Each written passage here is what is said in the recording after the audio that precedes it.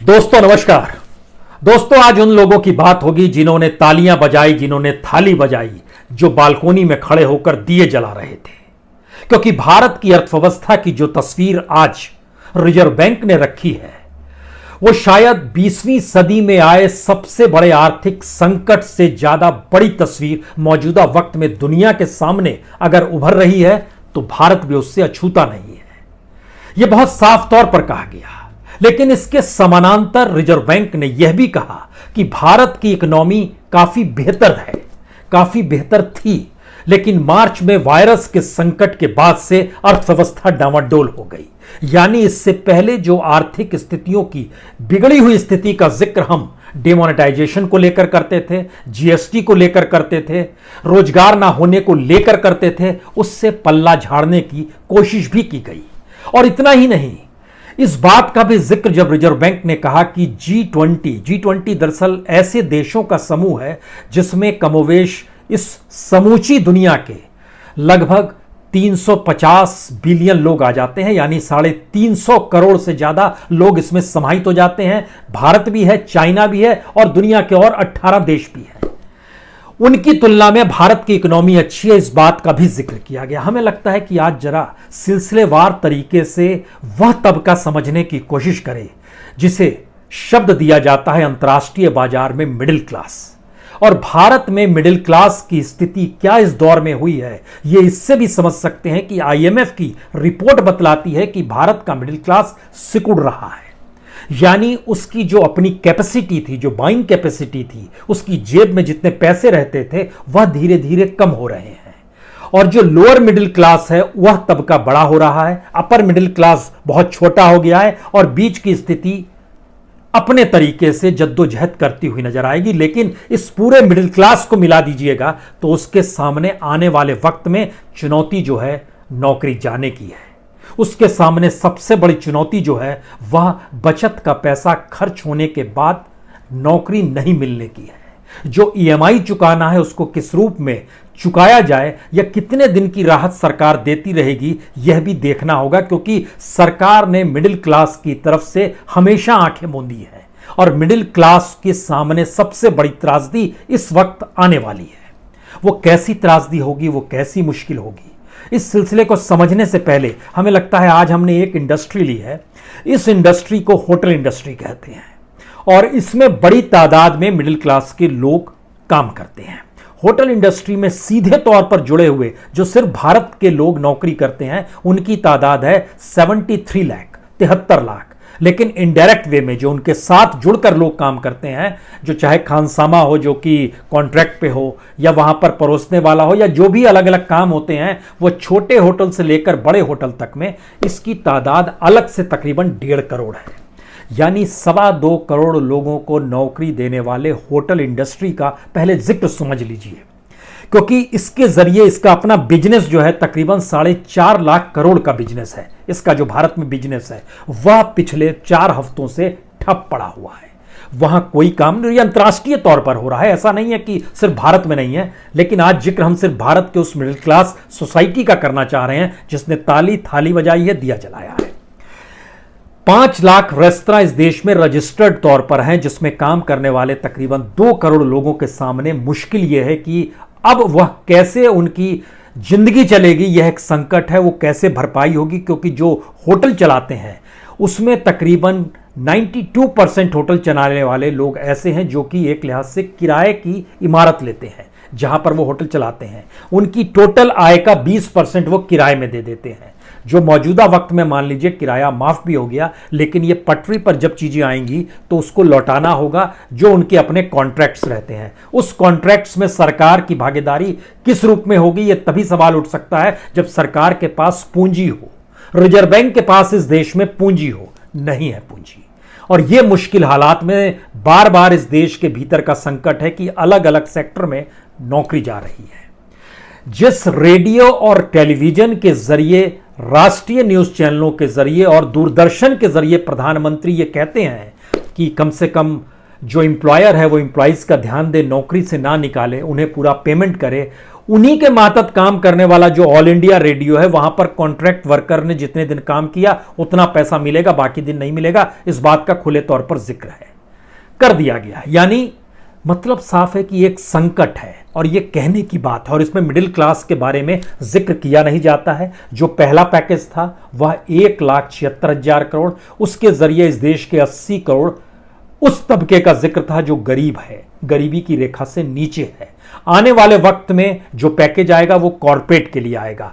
आज जो पैकेज आया इसका हम जिक्र करेंगे और बताएंगे इस पैकेज का कोई महत्व भी है या नहीं है, जो आज रिजर्व बैंक ने ऐलान किया है। लेकिन होटल इंडस्ट्री के साथ जुड़ा हुआ है vegetable industry, non veg industry, dairy products, fruits, flower, सब जुड़े हैं। और तकरीबन इस देश में जो खप जाता है इन होटलों में, तकरीबन वह 12 से 18% माल उसमें खप जाता है, जो कि एक लिहाज से रुका हुआ है। इस रुकी हुई परिस्थिति में सबसे ज्यादा इफेक्टिव है मुंबई, पुणे, हैदराबाद, दिल्ली, इंदौर, अहमदाबाद, जो कि एक लिहाज से हॉट जोन है वायरस को लेकर। यहां पे सारी चीजें ठप पड़ी हुई है। इन जगहों पर काम करने वाले होटलों के भीतर की तादाद जो है ओवरऑल, जो कॉन्ट्रैक्ट पे हैं, जो दिहाड़ी पे हैं, जो पूर्ण रूप से काम करते हैं, इन सबको मिला दीजिएगा तो तकरीबन 80 लाख लोग सीधे सीधे जुड़े हुए हैं, जिनके सामने आज की तारीख में कोई काम नहीं है। नहीं पता है कि उस इंडस्ट्री को कैसे डेवलप किया जाएगा, क्योंकि हमारे सामने यह भी एक सवाल है कि जिस वायरस को लेकर समूची दुनिया चिंता व्यक्त कर रही है उसका अंत होगा कैसे, यह अभी नहीं पता है, या कितने दिन तक चीजें चलेगी यह भी नहीं पता है। अब अगला सवाल यह है कि इसके ठीक समानांतर इस देश के भीतर में अगर सरकार खुद मान रही है एक्सपोर्ट ग्रोथ 35% नीचे आ गया है, रुपए डॉलर के मुकाबले और महंगा हो गया है, रुपया की कीमत और अंतर्राष्ट्रीय बाजार में कम हो गई है, तकरीबन इस दौर में लगभग 4.5%। जो स्टॉक मार्केट है उसकी अपनी पूंजी लगभग 23% कम हो गई है। इस दौर के भीतर के झांक कर जब देखिएगा तो तकरीबन $10 बिलियन जो था सिर्फ वो ऑयल इंपोर्ट पे असर पड़ा है, 15% नीचे चला गया है। इसके अलावे जो ज्वेलरी बाहर जाती थी, स्टोन्स जाते थे, इलेक्ट्रॉनिक गुड्स जाते थे, मशीनरी थी, केमिकल थी, सब पे असर पड़ा है। इतना ही नहीं, यहां कहते टेक्सटाइल पे सबसे बड़ा असर पड़ा है। इतनी बड़ी तादाद में अलग अलग जगहों पर जो लोग काम कर रहे थे, चाहे वो इंडस्ट्री में काम कर रहे हों, चाहे मैन्युफैक्चरिंग यूनिट में काम कर रहे हों, चाहे वो रियल एस्टेट में काम कर रहे हों, किसी भी यूनिट में जोड़ लीजिए। यहां पर आज हम जिक्र कॉन्ट्रैक्ट वर्कर का नहीं कर रहे हैं, उस मिडिल क्लास का कर रहे हैं जिनकी तादाद इस देश में पूर्ण रोजगार के साथ सामाजिक सुरक्षा पाए हुए तकरीबन 2 करोड़ है। और मिडिल क्लास में से इस 2 करोड़ के अलावे तकरीबन 1,20,00,000 लोग ग्रामीण इलाकों में रहते हैं, जो इस मिडिल क्लास के दायरे में आते हैं। इन सब के सामने संकट आ रहा है। और इस दायरे में जरा समझने की कोशिश कीजिए कि सरकार ने आज क्या कहा, रिजर्व बैंक ने क्या कहा। रिजर्व बैंक ने कहा कि हम लगभग 50,000 करोड़ का एक पैकेज दे रहे हैं। उन्होंने कहा नाबार्ड को देंगे 25,000 करोड़, सिडबी को देंगे 15,000 करोड़, एनएचबी को देंगे 10,000 करोड़। समझने की कोशिश कीजिए। नाबार्ड की स्थिति यह है इस देश में, नाबार्ड का मतलब होता है राष्ट्रीय कृषि एवं ग्रामीण विकास बैंक। इसके मातहत 1 साल के भीतर में जितने किसानों से यह संपर्क बनाता है या जितनी योजनाओं से संपर्क बनाता है, अगर हर योजना को और हर किसान के हिस्से में अगर 2-2 हजार रुपए आ जाएं, तो मान लीजिए ये 25,000 करोड़ रुपए खप जाएंगे। ये स्थिति है।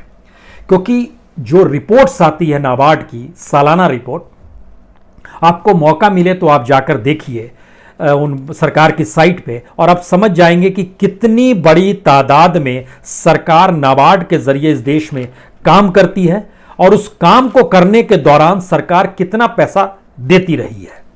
जितनी योजनाओं को सरकार इंप्लीमेंट कराती रही है, अगर इस देश में आज़ादी के बाद से एवरेज निकाला जाए, और ये तो 80 के दशक में नाबार्ड बना है, उसके बाद की परिस्थितियों को भी देखें तो कमोवेश जितनी योजनाएं हैं, हर योजना को लेकर 2 से 2.5 हजार के भीतर ही देने में यह नाबार्ड के 25,000 करोड़ रुपए खप जाएंगे। इससे कौन सी योजना का भला होगा, किस रूप में होगा, इसका एक उदाहरण इस रूप में समझ लीजिए कि सिर्फ डेयरी इंडस्ट्री में ठीक जनवरी और फरवरी के महीने में इस देश के लगभग 2,000 लोगों को जो पैसा दिया गया वो पैसा था 185 करोड़। 185 करोड़ रुपया सिर्फ एक महीने में दिया गया था उसमें। अब पूरे साल के हिस्से में सिर्फ ये डेयरी प्रोडक्ट को लेकर जिक्र हम कर रहे हैं। इस तरीके से अगर हर योजना को जिक्र आप करने लगेंगे तो एक उलझन ये आ जाएगी कि अच्छा, ऐसी स्थिति में इस 25,000 करोड़ का मतलब क्या है। ठीक इसी तरीके से जो स्मॉल इंडस्ट्री डेवलपमेंट बैंक यानी सिडबी है, जिसको 15,000 करोड़ रुपए दिए गए हैं, इसके भीतर एमएसएमई भी आता है। एमएसएमई का बड़ा साफ मतलब है कि जो मंझोले और छोटी इंडस्ट्री होती है उसको इस दायरे में रखा जाता है। यहां पर यह भी आपको समझना होगा कि दरअसल इनकी कितनी बड़ी तादाद है। 6 करोड़ 30 लाख लगभग इसके दायरे में सिर्फ एमएसएमई के अंतर्गत आते हैं। यानी 15,000 करोड़ को अगर आप डिवाइड कर दीजिएगा एमएसएमई के मातहत आने वाले 6 करोड़ 30 लाख से, तो वही हर के हिस्से में सिर्फ 2,000 रुपये आएंगे। एमएसएमई के तहत 2.5 करोड़ से लेके 10 करोड़ तक की जो पूंजी होती है उसके जरिए ये पूरी इंडस्ट्री चलती है। लेकिन वहां का संकट नया ये है कि आप उसको डेवलप कैसे कर पाएंगे यह कोई नहीं जानता है। इसका दूसरा संकट यह है कि जो एनएचबी है, नेशनल हाउसिंग बैंक है, इसको 10,000 करोड़ रुपए दिए गए। इसके मातहत जितने प्रोग्राम्स हैं, बहुत सोचने की जरूरत नहीं है। इन तीनों क्षेत्र को लेकर सरकार कितनी योजनाओं में कितना पैसा दे सकती है और कितनी देती आई है और इससे पहले की सरकारों ने कितना दिया है, उसको जब आप एक बेसलाइन खींचते हैं तो आपको जान के हैरत होगी कि हर के हिस्से में 1,000 से 2,000 रुपए के अलावे किसी के हाथ में कुछ नहीं आएगा। अगर इस देश में समाजवाद मान लिया जाए कि ये लोग समाजवादी तरीके से सबको पैसा देंगे, क्योंकि संकट तो सब पर आया है, तो उनके दायरे में वह चीजें आती ही नहीं है। अब यहां पर सवाल है कि अगर इस स्थिति में मिडिल क्लास हमारे सामने आकर खड़ी है और उसको लेकर कोई सोच जारी हो नहीं पा रही है, तो फिर वो क्या करेंगे? क्योंकि मिडिल क्लास ही हमारा वो है जिसको लग्जरी में रहने की आदत है, जो सही मायने में कंज्यूमर है। जो गरीब है, जो कॉन्ट्रैक्ट मजदूर है, जो दिहाड़ी मजदूरी करता है, उसको तो कोई लग्जरी नहीं चाहिए, वो तो गांव में रह लेगा। और सरकार उनके लिए जो अनाज की, और देश में अनाज की कमी नहीं है, एफसीआई के गोडाउन में 60 मिलियन टन पड़ा हुआ है। इस बार भी अच्छी खेती होगी, मानसून भी ठीक ठाक आ रहा है, पेट भर जाएगा। लेकिन वो मिडिल क्लास खेत में जाकर काम करने की स्थिति में नहीं है, मजदूरी करने की स्थिति में नहीं है, सब्जी बेचने की स्थिति में नहीं है, किराना दुकान खोलने की स्थिति में नहीं है। उस मिडिल क्लास में जो रोजगार करने वाले लोग थे, उनके जरिए चीजें कैसे चलेगी? क्योंकि इंडस्ट्री से निकलने वाला प्रोडक्ट को खरीदने वाला व्यक्ति जो था उसी मिडिल क्लास का था, जिस मिडिल क्लास के सामने संकट आने वाला है कि उसके पास पैसा कहां बचेगा।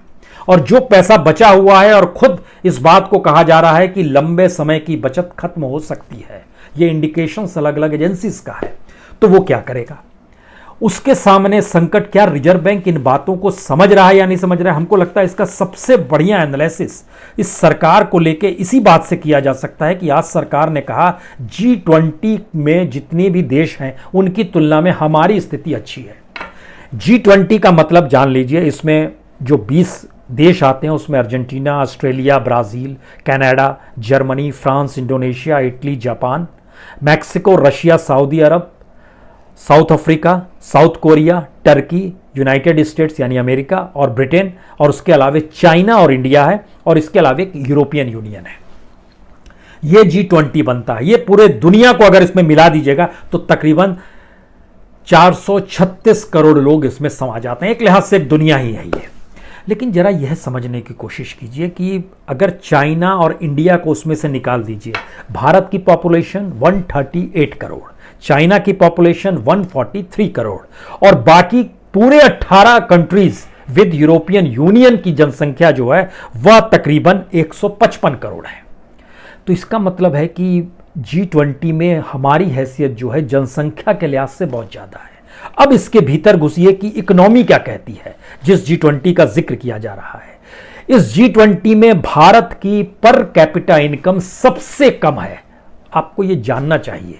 सरकार के आंकड़ों का जिक्र आज हम इससे हटकर इसलिए कर रहे हैं, आज हम IMF का आंकड़ा बता रहे हैं क्योंकि सरकार ने अपने आंकड़ों के लिए आज IMF की रीडिंग को बताना शुरू किया है कि हमारी GDP कैसे बढ़ जाएगी। IMF कहता है कि 2020 में मार्च के महीने में भारत में पर कैपिटा इनकम जो है सालाना जो 2020 की है वह $9,027 है। आप कहेंगे $9,027 का मतलब क्या हुआ? $9,027 का मतलब हुआ 6,90,204 रुपए। ये सालाना आय प्रति व्यक्ति आय है। इसको जब आप महीने में कन्वर्ट करते हैं तो एक महीने में आय हुई 57,570 और प्रतिदिन में कन्वर्ट करते हैं तो प्रतिदिन की आय हुई 1,917 रुपए। और इस देश के 80 करोड़ लोगों की आय जो है वह तकरीबन 20 रुपए पर ही आकर टिकती है, 20 से 30 रुपए प्रतिदिन पर आती है और यहां प्रतिदिन 1,917 रुपए। इसका मतलब जो बात हम लोग बार बार कहते हैं कि इस देश के सिर्फ 1% लोगों के पास इस देश का 67% संसाधन और पूंजी है, यही असमानता है।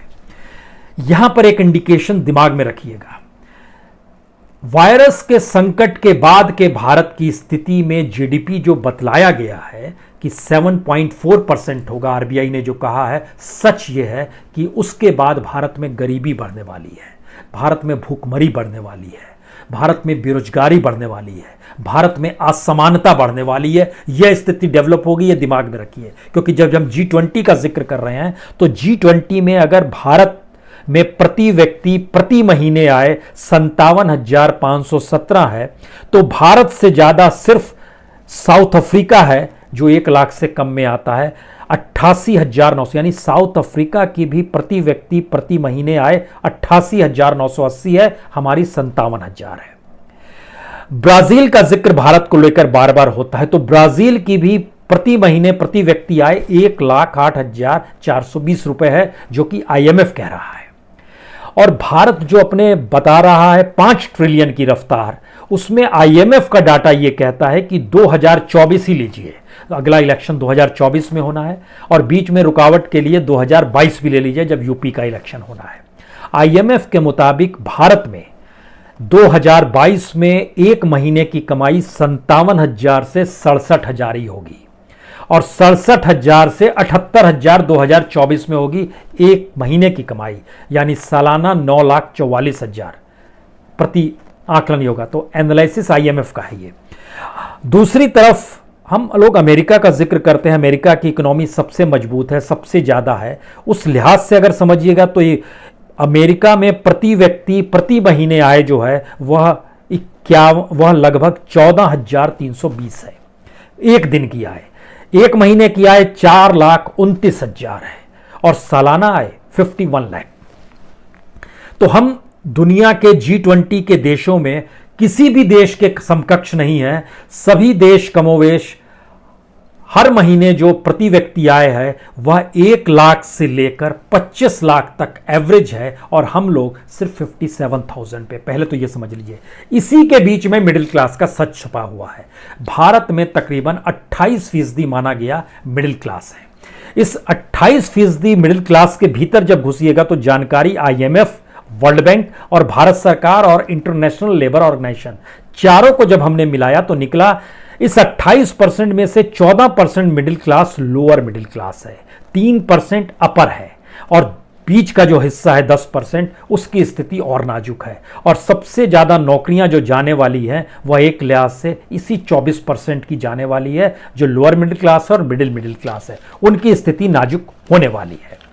और जिस बात का जिक्र हम कर रहे थे कि लगातार ये सिकुड़ रहा है, तो यह भी वर्ल्ड वाइड रिपोर्ट और उसको लेके जो पर पर्सन पर मंथ की रिपोर्ट जो प्यू रिसर्च सेंटर ऑर्गेनाइजेशन है उसने इस बात की जानकारी दी कि भारत के भीतर की स्थिति है कि 2014 में पर पर्सन पर मंथ की जो आय मिडिल क्लास की थी वो 1,587 थी, यानी 1,500 रुपए वो कमाता था, जो 1,587 रुपए, जिसमें लगभग 60 रुपए की कमी आ गई और 1,524 रुपए 17-18 में हो गया।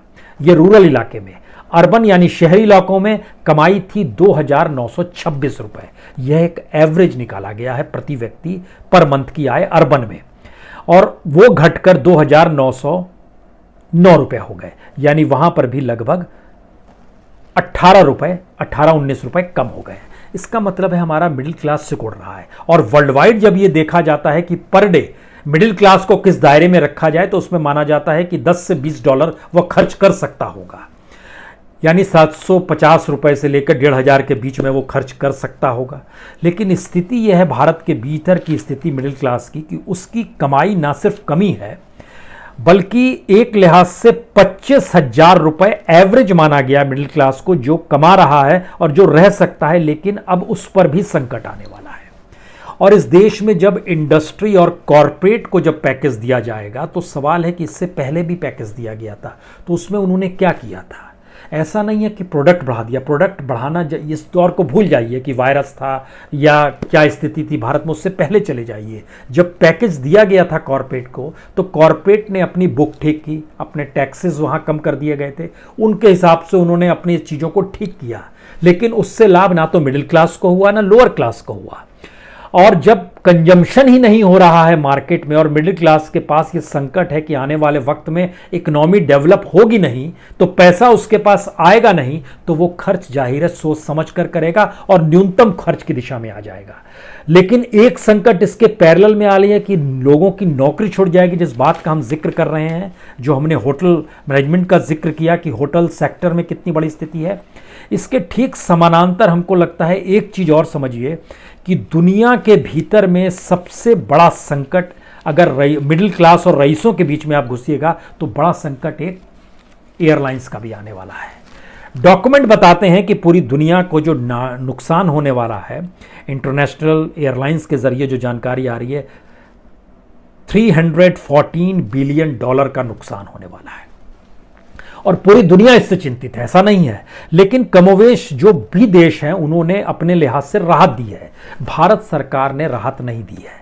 इसका मतलब है जो ग्राउंड वर्क करते हैं एयरपोर्ट पे, जो मिडिल तौर पे जो काम करते हैं, जो बड़ी तादाद में काम करने वाले लोगों की संख्या होती है, जिसको हम लोग एजेंट्स कहते हैं, जो टिकट बेचते हैं। यह भी आपको जानना चाहिए कि भारत में ट्रैवल एजेंट्स की तादाद लगभग 50,000 है, यानी 50,000 परिवार चलते हैं सिर्फ ट्रैवल एजेंट के तौर पर। स्थिति क्या है? अगर 314 बिलियन का नुकसान सह चुका है, अमेरिका ने किया है कि जो $25 बिलियन जो है उसने वेजेस और बेनिफिट्स 6 महीने के लिए उसने दान किया है उन लोगों के लिए। लगभग 4 बिलियन कार्गो कैरियर्स को दिया है। जो 3 बिलियन है वो ग्राउंड हैंडलर्स और कैटरिंग की कंपनियां, उनको रियायत दी गई है। जो 25 बिलियन है जो पैसेंजर्स कैरियर को उठा रहे थे और जो एजेंट्स टिकट ले रहे थे, जो लोन मिल रहा था वह लोन चुका पाएं, उसके जरिए उनको दे दिया गया। क्योंकि भारत की भी स्थिति देखिएगा तो इस दौर में लगभग 300 करोड़ रुपए के टिकट काटे गए थे, एजेंट्स ने वो पैसा दिया, एजेंट के पास आज पैसा नहीं है। जो कंपनियां हैं अलग अलग भारत के भीतर में जो हवाई जहाज चलाती हैं, वो पैसा लौटाएंगी कब, एक पूरा प्रोसेस है। तो दुनिया के अलग अलग देशों में अमेरिका ने इस रूप में कॉमर्शियल एयरपोर्ट को भी $10 बिलियन का एक पैकेज दिया है। यूरोपियन यूनियन ने 650 मिलियन सिर्फ फिन एयर को दे दिया है जो उसकी अपनी है। 540 बिलियन नॉर्वे की एयरलाइंस को दिया है। 1,500 मिलियन स्वीडिश कैरियर को दिया है। एयर फ्रांस, केलएम, लुफ्थांसा को भी दिया गया, अलग अलग तरीके से मदद की गई है। यूएई में आइएगा तो वहां पर भी अपने तरीके से एमिरेट्स एयरलाइंस है उसको मदद की गई है। सिंगापुर ने अपने तौर पर किया तकरीबन 500 मिलियन। ऑस्ट्रेलिया ने किया है तकरीबन 430 मिलियन, उसने वहां पर रिफंड्स वापस करवा दिए हैं। और 180 मिलियन जो है उसने जो रीजनल सर्विसेज थे उसके लिए मदद की है। न्यूजीलैंड ने 330 मिलियन की मदद की है। ब्राजील जैसे देश ने 6 महीने तक में जो एयर नेविगेशन चार्ज था और रेवेन्यू शेयर था सबको खत्म कर दिया, माफ कर दिया। हर देश ने किया है, भारत के सामने नहीं होगा। यानी ध्यान दीजिए, तो वह तबका जो मिडिल क्लास का है, जो अलग अलग क्षेत्रों में काम कर रहा है, उसके सामने एक बड़ा संकट है। अब वो क्या करेगा? और इसी middle class, upper middle class या फिर रईस क्लास में से जो बच्चे हायर एजुकेशन के लिए बाहर चले जाते हैं, अब उनके सामने एक बड़ा संकट आ रहा है कि रोजगार कैसे डेवलप होगा। क्योंकि अमेरिका में जो पिछले 4 हफ्ते का डाटा आया है, जिन्होंने अप्लाई किया अनएम्प्लॉयमेंट बेनिफिट, जिसको हम लोग भत्ता कहते हैं, अमेरिका में है बेरोजगार है तो पैसा भी मिल जाता है। दुनिया के यूरोपियन यूनियन में जाइएगा वहां भी मिल जाता है। तो G20 से भारत की तुलना नहीं करनी चाहिए। G20 में शामिल लगभग 17 कंट्रीज ऐसी हैं जहां पर महंगाई भत्ता मिलता है। भारत में ये नहीं मिल पाता है। और जो हम लोग बार बार जिस चीन का जिक्र करते हैं, हमको लगता है उस चीन के बारे में आप लोग को हम जानकारी नहीं दे पाए। उस चीन के बारे में भी जरा ये समझना चाहिए कि चीन की स्थिति भी भारत की तुलना में इतनी ज़्यादा है कि भारत में प्रति व्यक्ति आय प्रति महीने की 57,000 है, तो चाइना में 1,33,000 है। पर तो चाइना की इकोनॉमी से तुलना नहीं की जाइए। लेकिन अमेरिका का जिक्र हम इसलिए कर रहे हैं क्योंकि अमेरिका में बड़ी तादाद में भारतीय काम करते हैं और दुनिया भर के माइग्रेंट्स पढ़े लिखे इंटेलेक्चुअल दिमाग जो है वहाँ पर चला जाता है। वहाँ पर इंडस्ट्रियल प्रोडक्शन लगभग 5.5% नीचे आ गया, मैन्युफैक्चरिंग प्रोडक्शन 7.6% नीचे आ गया, ऑटोमोबाइल मोटर व्हीकल पार्ट से जुड़ा हुआ लगभग 28% नीचे आ गया। अनएम्प्लॉयमेंट जिसका हम जिक्र कर रहे हैं 4 वीक में, पहला वीक जो कि शुरू होता है मार्च के शुरुआत से, वहाँ पर 3.7 बिलियन पहले दौर में, उसके बाद 6.1 बिलियन सेकेंड वीक में, थर्ड वीक में 6.9 बिलियन और फोर्थ वीक जो कि 11 अप्रैल को ख़त्म हुआ है उसका डाटा आया है 5.2 मिलियन। यानी सब मिला दीजिएगा तो लगभग 2 करोड़ 10 लाख लोग वहाँ पर बेरोजगार हुए हैं और वो अप्लाई करते हैं महंगाई भत्ता के लिए और वो डाटा पहुँचता है वहाँ के बैंक में जो Federal Reserve Bank of Saint Louis है। उसने जब यह डाटा दिया तो उसने बोला कि 1933 में भी ऐसी स्थिति नहीं थी, वहाँ भी 24% की बेरोजगारी थी, अभी तो हम लोग 33% पे आ गए हैं। यानी दुनिया भर में जहां जिक्र होता है वहां पर एक राहत दी जाती है। भारत में रिजर्व बैंक ने जिक्र किया लेकिन क्या दिया ये हमने आपके सामने बता दिया। और इतना ही नहीं, सोचिए जरा, रेपो रेट का जिक्र किया कि हमने 0.25% कम कर दिया। रेपो रेट क्या होता है? जो बैंक पैसा रिजर्व बैंक में देते हैं और रिजर्व बैंक जो इंटरेस्ट देता है बैंकों को वह 4% था, उसको 3.75 कर दिया। रिजर्व बैंक कहता है हमने इसलिए कम कर दिया कि लोग लोन लें, कम सस्ते में लोन देगा और लोन देने के बाद लोग गाड़ी खरीदेंगे, मकान खरीदेंगे। इम्पॉसिबल चीज है। एक ऐसे क्राइसिस के वक्त में लोग गाड़ी खरीदेगा, फ्रिज खरीदेगा, एसी खरीदेगा या फिर घर में इम्पॉसिबल सी चीज है ये सोच ही कहीं अलग जा रही है और ये सोच उस मिडिल क्लास को एक ऐसे बंद कुएं की तरफ ढकेल रही है जहां पे आने वाले वक्त में उसके सामने बड़ी त्रासदी है, उसको घर में दिया जलाने की स्थिति ना आ जाए। अभी तो उसने बालकोनी में खड़े होकर दिया जलाया, आने वाले वक्त में ऐसा ना हो कि बिजली बिल देने का पैसा ना रहे। क्योंकि दुनिया भर के भीतर में जब आप जाइएगा तो इस बात का भी जिक्र होता है कि आखिर वो कौन सी स्थिति है जिसमें दुनिया के कई देश पटरी पर आ जाएंगे, भारत क्यों नहीं आ पाएगा? भारत इसलिए नहीं आ पाएगा, भारत में सप्लाई चेन नहीं है, भारत में करप्शन बहुत ज़्यादा है।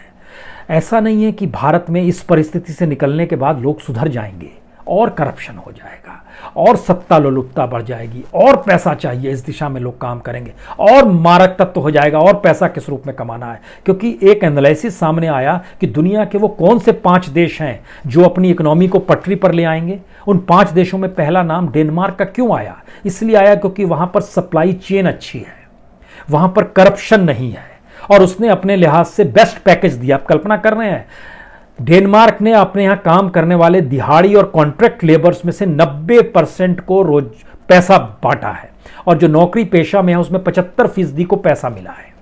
सिंगापुर सेकंड है, उसकी तो इकोनॉमी भी मजबूत है, उसका बुनियादी ढांचा मौजूद है, लेकिन वह भी करप्शन फ्री है, कोई पॉलिटिकल हैजल नहीं है और वहां पर वर्कफोर्स को एक लिहाज से हर सुविधा दी जाती है, बड़ा ही नियम कायदे में चलने वाला है। अमेरिका की इकोनॉमी भी पटरी पर आ जाएगी, उसकी वजह है सप्लाई चेन अच्छी है। वहां पर बिजनेस में कोई जोखिम नहीं उठाता है और बिजनेस में कोई जोखिम नहीं है और सरकार संरक्षण देती है अपने यहां जो बिजनेस पर्सन है अमेरिका के भीतर में।